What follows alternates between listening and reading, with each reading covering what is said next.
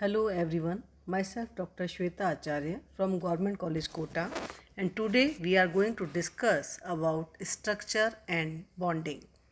ये पार्ट आपके BSc part 1 में ऑर्गेनिक केमिस्ट्री की यूनिट 1 में आता है।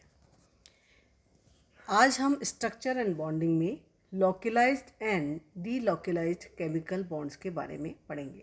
लोकलाइज्ड मीन्स स्थानीयकृत एंड डीलोकलाइज्ड मीन्स विस्थानीकृत केमिकल बॉन्ड्स के बारे में पढ़ेंगे। किसी भी कोवलेंट बॉन्ड की नेचर को एक्सप्लेन करने के लिए दो मेथड्स प्रपोज किए गए थे क्वांटम मैकेनिक्स के द्वारा। First was valence bond theory, या इसे हम Hitler London Slater polling method भी कहते हैं। Second is molecular orbital theory, जिसे हुंड मुलिकन मेथड भी कहा जाता है। वैलेंस बॉन्ड थ्योरी के अकॉर्डिंग एटम्स जो हैं वो अपनी आइडेंटिटी खोते नहीं हैं, या मॉलिक्यूल बनने के बाद भी इंडिविजुअलिटी जो है वो अपनी बनाए रखते हैं। और बॉन्ड जो है वो बनता है हाफ फिल्ड वैलेंशियल ऑर्बिटल्स के द्वारा, उनके इंटरेक्शन के द्वारा केमिकल बॉन्ड का फॉर्मेशन होता है। जबकि मॉलिक्यूलर ऑर्बिटल थ्योरी कहती है कि जब मॉलिक्यूल्स बनते हैं तो एटॉमिक ऑर्बिटल उनकी आइडेंटिटी खो देते हैं, और इसकी बजाय क्या होता है, मॉलिक्यूल जो है वो क्या बनाता है, उसके अंदर क्या बनते हैं, मॉलिक्यूलर ऑर्बिटल बनते हैं। एटॉमिक ऑर्बिटल्स जो हैं वो बनाते हैं आपस में मिलके मॉलिक्यूलर ऑर्बिटल्स। ये मॉलिक्यूलर ऑर्बिटल बनते हैं एटॉमिक ऑर्बिटल के लीनियर कॉम्बिनेशन से।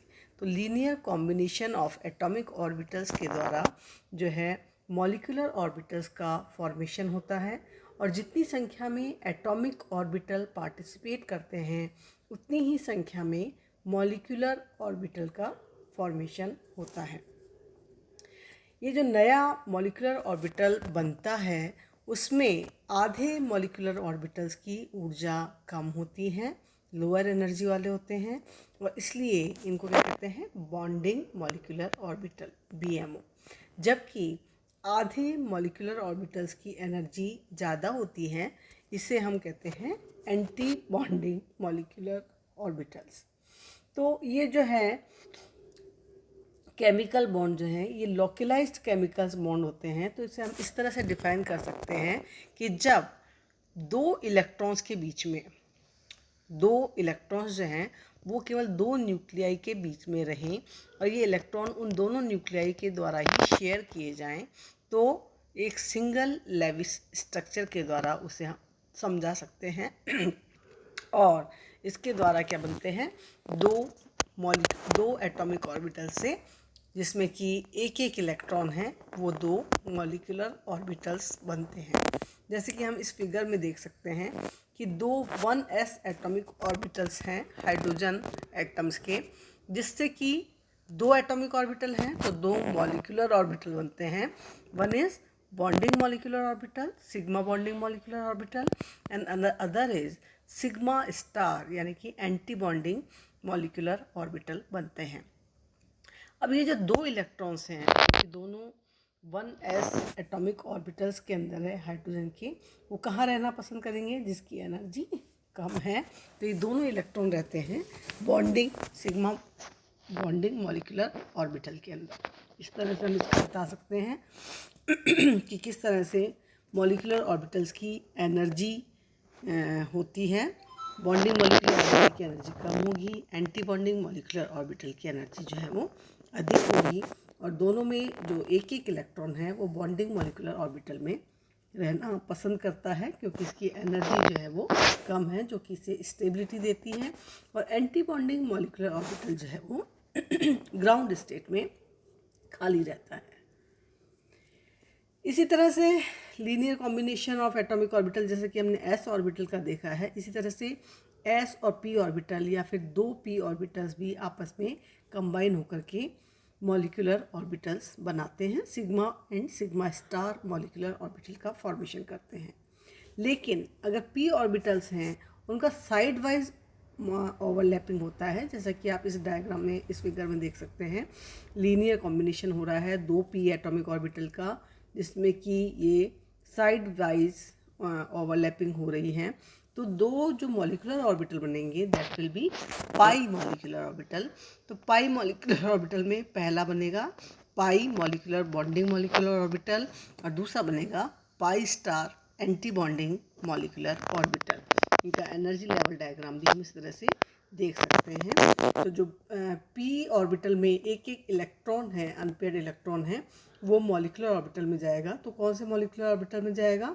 पाई मॉलिक्यूलर ऑर्बिटल में। और पाई स्टार मॉलिक्यूलर ऑर्बिटल जो है वो यहाँ पर खाली रहता है। तो ये तो था लोकलाइज्ड बॉन्ड किस तरह से होते हैं। तो इसे हम किस तरह से समझ सकते हैं? दो एटम्स के बीच में ही दो इलेक्ट्रॉन जो हैं वो शेयर होते हैं और उनके द्वारा ही ये बंधे हुए रहते हैं। तो ये जैसे कि लॉक लग जाता है दो एटम्स के बीच में दो इलेक्ट्रॉन्स, तो ये कहलाता है लोकलाइज्ड बॉन्ड या फिर स्थानीयकृत बॉन्ड्स ये कहलाते हैं। लेकिन लोकलाइज्ड बॉन्डिंग कॉन्सेप्ट जो है वो कई कंपाउंड्स में सेटिस्फैक्टरी अप्लाई नहीं किया जा सकता। तो ऐसे कंपाउंड्स जिसमें कि एक या एक से अधिक बॉन्डिंग ऑर्बिटल्स होते हैं, तो वो क्या करते हैं, वो बॉन्डिंग ऑर्बिटल्स तीन या तीन से अधिक एटम्स के बीच में स्प्रेड होते हैं। तो ये तीन या तीन से अधिक एटम्स के बीच में जब ये स्प्रेड हो जाते हैं तो इस तरह की जो बॉन्डिंग कहलाती है that is known as delocalised bonding, विस्थानीकृत बंद इसे हम कहते हैं। तो ये तीन तरह से हो सकते हैं डीलोकलाइजेशन जो है किसी भी मॉलिक्यूल में। तो सबसे पहले हम देखते हैं डबल और ट्रिपल बॉन्ड इन कॉन्जुगेशन।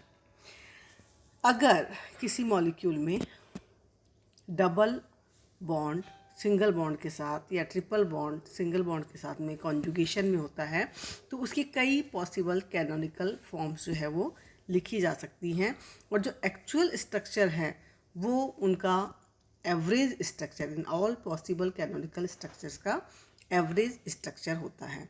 तो इस तरह की जो प्रेजेंटेशन होता है that is known as resonance, जिसे कि हम आगे और डिटेल में डिस्कस करेंगे। फॉर एग्जांपल 1,3-ब्यूटाडाइईन मॉलिक्यूल यहाँ हमने लिया है। तो 1,3-ब्यूटाडाइईन मॉलिक्यूल्स जो है दिस इज़ 1,3-ब्यूटाडाइईन मॉलिक्यूल। तो इसको हम किस तरह से रेजोनेटिंग स्ट्रक्चर लिख सकते हैं? देखो ये डबल बॉन्ड यहाँ है, ये डबल बॉन्ड टूटा, बॉन्ड के इलेक्ट्रॉन्स गए इस कार्बन पे, तो यहाँ पर आ गया नेगेटिव चार्ज, तो इस कार्बन पे क्या जाएगा?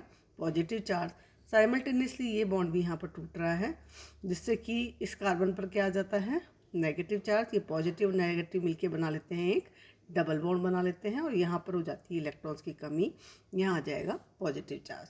तो एक स्ट्रक्चर तो ये है जिसमें कि कार्बन नंबर 2 और 3 के बीच में डबल बॉन्ड है और 1 और 2 इसी तरह से 3 और 4 के बीच में यहाँ पर सिंगल बॉन्ड है और ये आयनिक स्ट्रक्चर एक बनती है। इसी तरह से अगर ये बॉन्ड हम दूसरी डायरेक्शन में तोड़ें तो एक ये स्ट्रक्चर भी इस कंपाउंड की 1,3-ब्यूटाडाइन की बन सकती है। अब हम यहाँ देख रहे हैं कि कार्बन नंबर 1 और 2 के बीच में इस स्ट्रक्चर में डबल बॉन्ड है या सिंगल बॉन्ड है या सिंगल बॉन्ड है। इसी तरह से कार्बन नंबर 2 और 3 के बीच में यहाँ सिंगल बॉन्ड है और इस स्ट्रक्चर में डबल बॉन्ड और यहाँ भी डबल बॉन्ड आ रहा है। तो अगर हम इस मॉलिक्यूल में देखें तो C सिंगल बॉन्ड C और C डबल बॉन्ड C की जो बॉन्ड लेंथ है 1,3-ब्यूटाडाइन के अंदर, तो C double bond C bond length आती है 1.34 एंगस्ट्रॉम और C single bond C bond length आ रही है यहाँ पर 1.48 एंगस्ट्रॉम ये आ रही है। जबकि हम जानते हैं कि carbon single carbon bond strength कितनी होती है? 1.54। हमने पिछली बार बॉन्ड लेंथ में पढ़ा था 1.54 एंगस्ट्रॉम, उससे ये क्या है?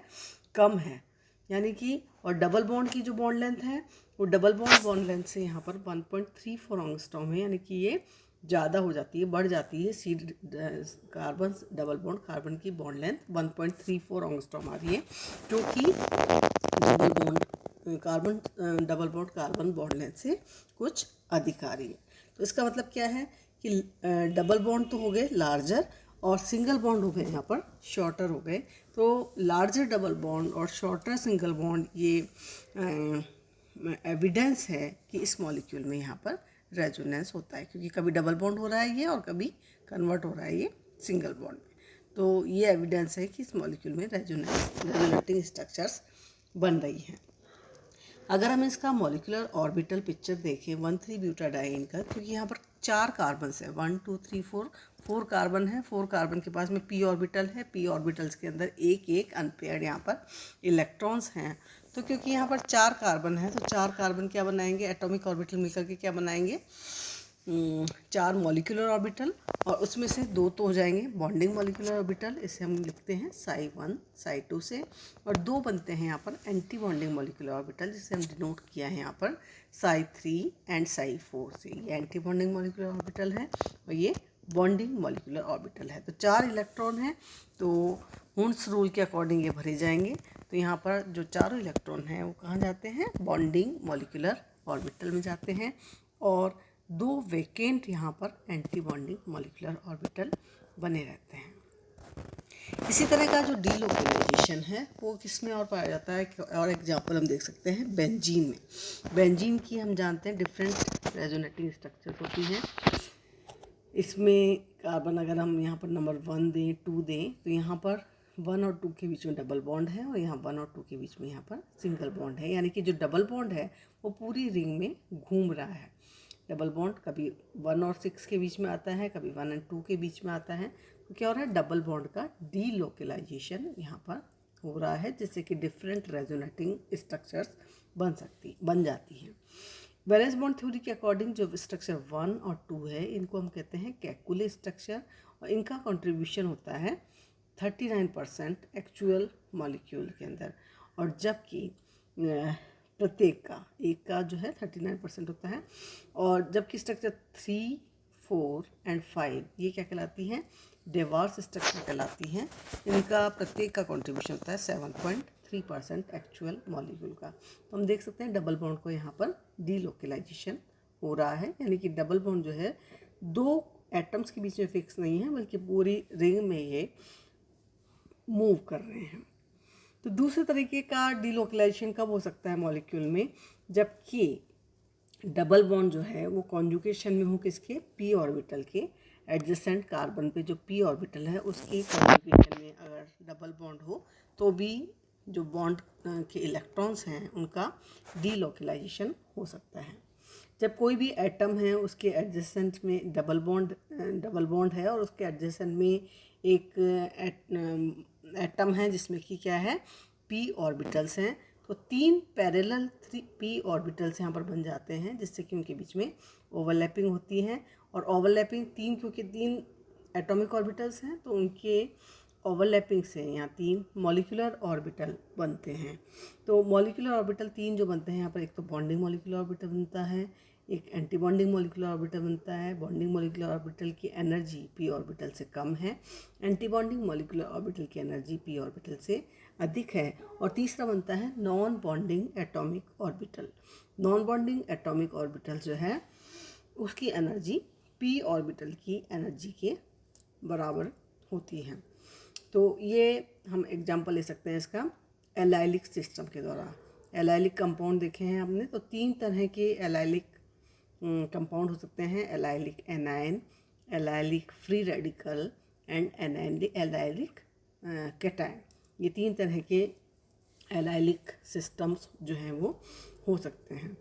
तो एलाइलिक एनायन जो होता है, एलाइलिक एनायन में 2 इलेक्ट्रॉन्स होते हैं, एलाइलिक फ्री रेडिकल में 1 इलेक्ट्रॉन होता है, और एलाइलिक कैटायन में 0 इलेक्ट्रॉन होता है पी ऑर्बिटल्स के अंदर, ओरिजिनल पी ऑर्बिटल्स के अंदर। तो ये तीनों स्पीसीज जो है वो एक दूसरे से किस बात पे क्या अंतर होगा इसमें, कि नॉन बॉन्डिंग ऑर्बिटल में कितने इलेक्ट्रॉन्स होंगे, उनके इलेक्ट्रॉन्स की संख्या जो है वो अलग अलग होगी। नॉन बॉन्डिंग ऑर्बिटल जो है वो एलाइलिक एनायन के केस में पूरा भरा हुआ होगा, एलाइलिक फ्री रेडिकल के केस में non bonding orbital half filled होगा, और एलाइलिक कैटायन के केस में ये खाली होगा, बिल्कुल एम्प्टी होगा। तो इस तरह की जो रेजोनेटिंग स्ट्रक्चर्स जो हैं इनमें हम दिखा सकते हैं। ये एलाइलिक एनायन है, यहाँ पर नेगेटिव चार्ज इस कार्बन पे है, रेजोनेटिंग स्ट्रक्चर पे ये बॉन्ड यहाँ शिफ्ट हो जाएगा, नेगेटिव चार्ज इस कार्बन पे आ जाएगा। This is allylic carbon ion. इस तरह से फ्री रेडिकल भी हम देख सकते हैं, 2 रेजोनेटिंग स्ट्रक्चर बनती हैं और एलाइलिक कार्बोकैटायन में भी फ्री 2 तरह की रेजोनेटिंग स्ट्रक्चर बनती हैं। यहाँ पर कॉन्जुगेशन होता है, डबल बॉन्ड जो कॉन्जुगेशन है वो तो है एलाइलिक एनायन में अनशेयर्ड पेयर ऑफ इलेक्ट्रॉन्स के साथ में, एलाइलिक फ्री रेडिकल में एक अनपेयर्ड इलेक्ट्रॉन के साथ में है, और यहाँ पर डबल बॉन्ड का कॉन्जुगेशन है एलाइलिक कैटायन में एम्प्टी ऑर्बिटल्स के साथ में है। तीसरा जो तरीका है डीलोकलाइजेशन होने का, that is hyper conjugation. Hyper conjugation को भी हम आगे डिटेल में पढ़ेंगे, पर यहाँ पर हम थोड़ा सा ये देख लेते हैं कि अब तक के जो हमने डीलोकलाइजेशन देखे हैं इलेक्ट्रॉन्स के, वो डीलोकलाइजेशन हुआ है किसमें, पाई इलेक्ट्रॉन्स के अंदर। अगर डबल